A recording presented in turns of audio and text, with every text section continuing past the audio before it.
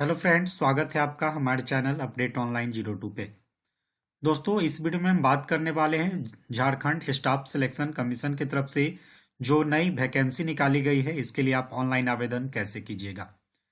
इस वीडियो में आपको उसके नोटिफिकेशन की जो मोटी मोटी जानकारी है उसके बारे में और साथ ही उसमें के अप्लाई प्रोसेस के बारे में एक लाइव फॉर्म फिलअप करके दिखलाया जाएगा। तो वीडियो को अंत तक देखिएगा ताकि आपको सारी जानकारी समझ में आएगी और वीडियो को अंत तक देखने के बाद ही आप फॉर्म अप्लाई करने जाइएगा।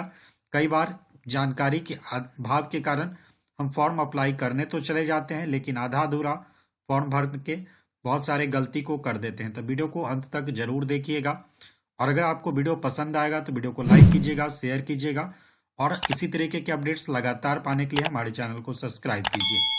आप मेरे से व्हाट्सएप या टेलीग्राम पे भी जुड़ सकते हैं, जिसका लिंक आपको डिस्क्रिप्शन बॉक्स में देखने को मिल जाएगा। वहां से सीधे आप व्हाट्सएप या टेलीग्राम के चैनल पे जुड़ सकते हैं।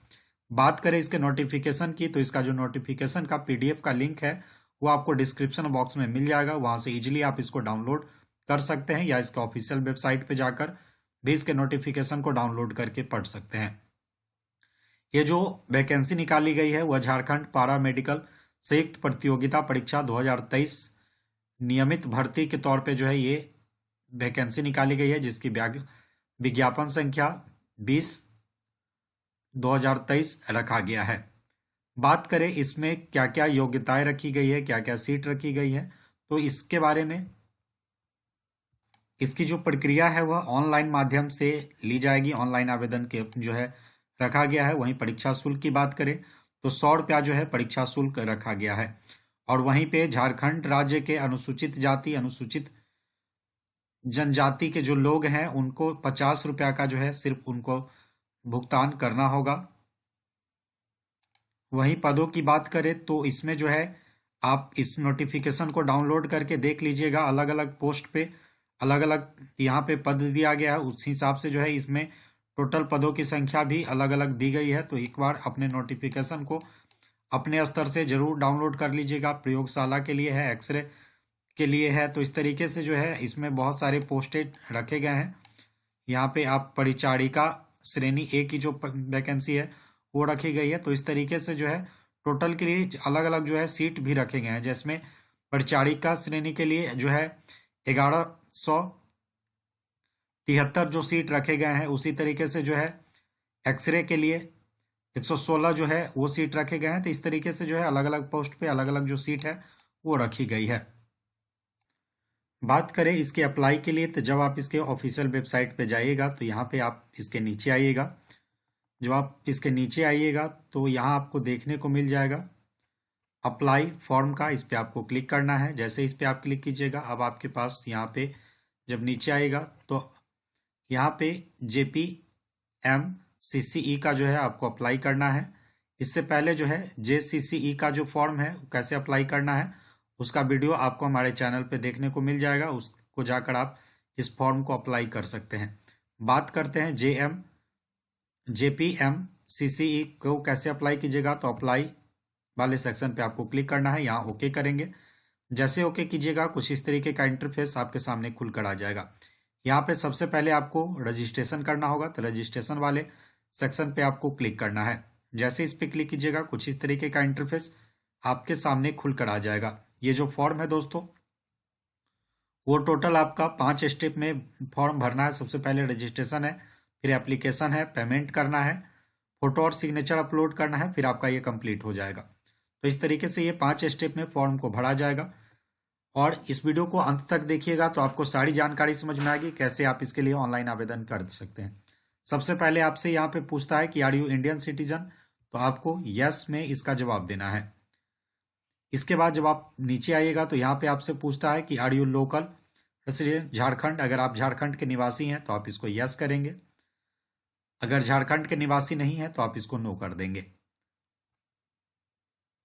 अगर आप झारखंड के निवासी नहीं होंगे तो आपका जो है जनरल कोटा में ही आपको रखा जाएगा।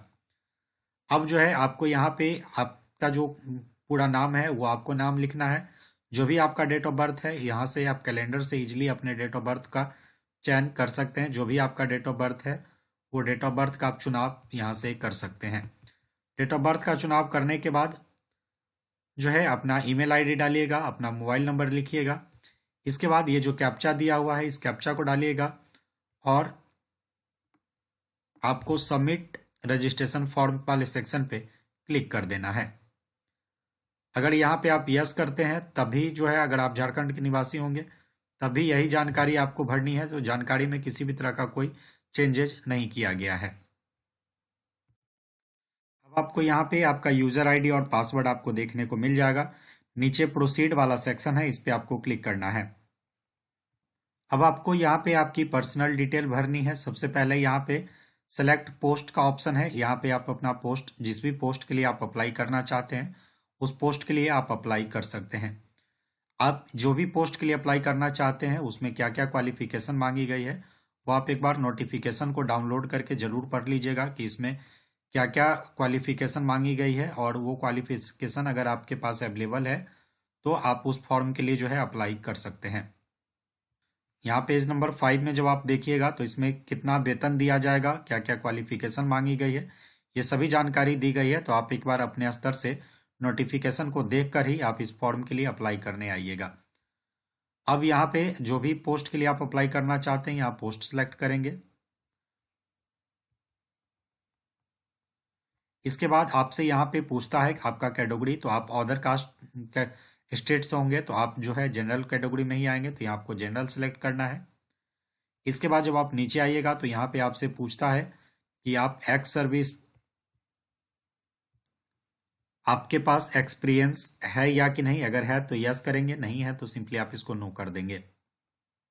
अब आपसे यहाँ पे आपके जेंडर की जानकारी पूछेगी, आप मेल है फीमेल है या अदर है, इसकी जानकारी आप दीजिएगा। इसके बाद आपको नीचे आपका नाम, आपका डेट ऑफ बर्थ, आपका ईमेल आईडी, आपका मोबाइल नंबर दिख जाएगा। जब आप उसके नीचे आइएगा तो यहाँ पे आपके पास सेव और नेक्स्ट का ऑप्शन है जिस पे आपको क्लिक करना है। अब जैसे ही आप सेव और नेक्स्ट करके आगे आइएगा आपको ऊपर आपका नाम, आपका डेट ऑफ बर्थ दिख जाएगा। अब यहाँ पे आपको अपने पिताजी या गार्जियन जो हैं उनका आपको नाम लिखना है, तो यहाँ पे अपने पिताजी का नाम लिखिएगा। फिर नीचे अपनी माताजी का नाम आपको लिखना है। फिर यहाँ पे आपसे जो है पूछता है कि आप मैरिड हैं, अनमैरिड हैं, अदर हैं, तो यहाँ से आप उसका चयन करेंगे। इसके बाद आपको अपना आधार नंबर यहाँ देना है। बॉडी में किसी भी तरह का कोई मार्क्स है तो उसकी जानकारी आप दीजिएगा। किसी तरह का कोई कट का निशान है या किसी तरह का कोई निशान है तो आप दीजिए। अगर किसी तरह का कोई मार्क्स आपके चेहरे पे नहीं है तो आप सीधे नो मार्क्स लिख सकते हैं। अगर एक से ज़्यादा मार्क्स है तो उसकी जानकारी दीजिएगा, नहीं है तो छोड़ सकते हैं। वैकेंसी टाइप, आप किस तरह के वैकेंसी के लिए अप्लाई करना चाहते हैं तो आपको उसकी जानकारी जो है यहाँ फिल करनी होगी। तो आप यहाँ जो है रेगुलर वैकेंसी के लिए करना चाहते हैं, बैकलॉग वैकेंसी के लिए करना चाहते हैं, या दोनों के लिए करना चाहते हैं, तो इस तरीके से आपको यहाँ पे चुनाव करना है। उसके बाद सेव और नेक्स्ट वाला सेक्शन है, इस पे आपको क्लिक कर देना है। इस तरीके से आपको अपनी सभी जानकारी डालनी है। पिताजी का नाम, माताजी का नाम, मैरिड है, मैरिड है इसकी जानकारी, आधार नंबर, किसी तरह का कोई मार्क्स नहीं है तो नो मार्क्स। वैकेंसी में अगर चाहे दोनों के लिए अप्लाई करना तो आप बोथ कर सकते हैं। इसके बाद सेव और नेक्स्ट का ऑप्शन है जिस पे आपको क्लिक करना है। अब आपको यहाँ पे आपका मोबाइल नंबर और ईमेल आईडी देखने को मिल जाएगा। यहाँ पे आपसे आपका जो है एड्रेस पूछा जाता है, तो सबसे पहले आप अपना विलेज का नाम यहाँ पे लिखिएगा। जिस सिटी से आते हैं उस सिटी का नाम लिखिएगा।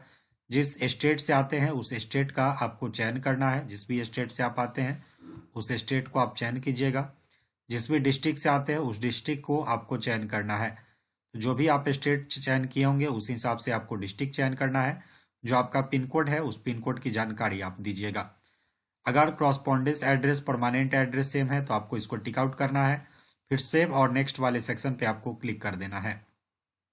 अब यहाँ पे आपसे आपकी क्वालिफिकेशन की जानकारी पूछी जाती है, तो सबसे पहले यहाँ पे आप अपनी क्वालिफिकेशन की जानकारी में आपको यहाँ पे 10th की जानकारी देनी है। तो जिस भी बोर्ड से आप पास किए हैं, तो किस स्टेट से पास किए हैं उस स्टेट का नाम आपको लिखना है। इसके बाद पासिंग ईयर आपका कौन सा है, उस पासिंग ईयर को आपको यहाँ से सिलेक्ट करना है।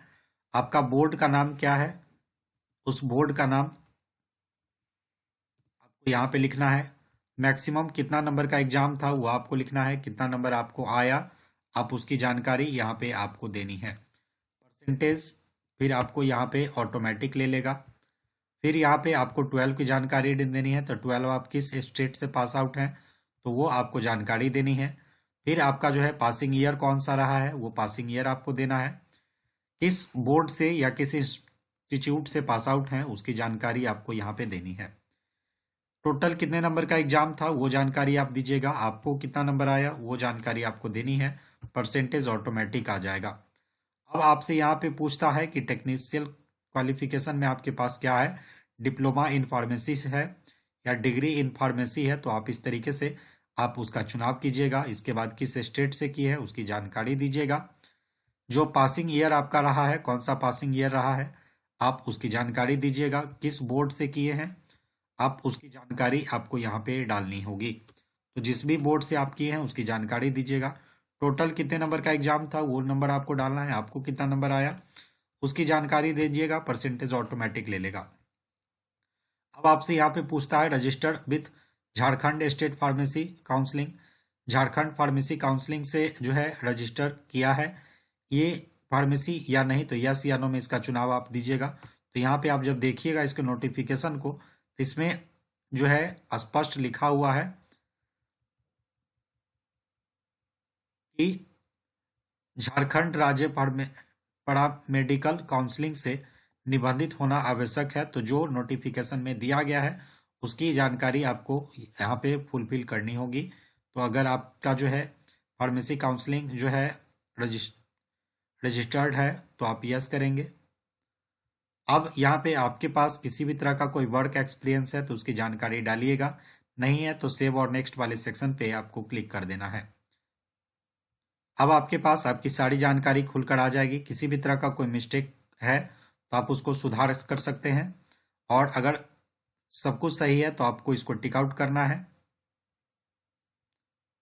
अब आपको यहाँ पे देखने को मिल जाएगा, यहाँ पे लिखा हुआ है payment will be done 1 day after the registration, मतलब आप जब रजिस्ट्रेशन किए हैं उसके बाद जो है पेमेंट आप एक दिन बाद इसका जो पेमेंट है वो कर सकते हैं। तो प्लीज़ री log in after 1 day for online payment. तो आप जो है आपको पेमेंट करने के लिए जो है जिस दिन आप रजिस्ट्रेशन किए हैं उसके अगले दिन आकर आपको यहाँ पे पेमेंट करना होगा। तो पेमेंट करने के लिए आप जब लॉगिन कीजिएगा उसके बाद पेमेंट आप किसी भी माध्यम से net banking, debit card, credit card, UPI के माध्यम से इसका पेमेंट कर सकते हैं। इसके बाद अपने फ़ोटो और सिग्नेचर को आप अपलोड कीजिएगा। उसके बाद आप जो है आपका फॉर्म कंप्लीट हो जाएगा, उसके पीडीएफ को आप डाउनलोड कर सकते हैं। उम्मीद करते हैं आपको सारी जानकारी समझ में आई होगी। किसी भी तरह का कोई क्वेरी रह जाता है तो आप हमें कमेंट कर सकते हैं, और अगर आपको वीडियो पसंद आया होगा तो वीडियो को लाइक कीजिए और इसी तरीके के लगातार अपडेट्स पाने के लिए हमारे चैनल को सब्सक्राइब कीजिए। मिलते हैं फिर नए वीडियो के साथ। इतने देर जुड़े रहने के लिए बहुत बहुत धन्यवाद।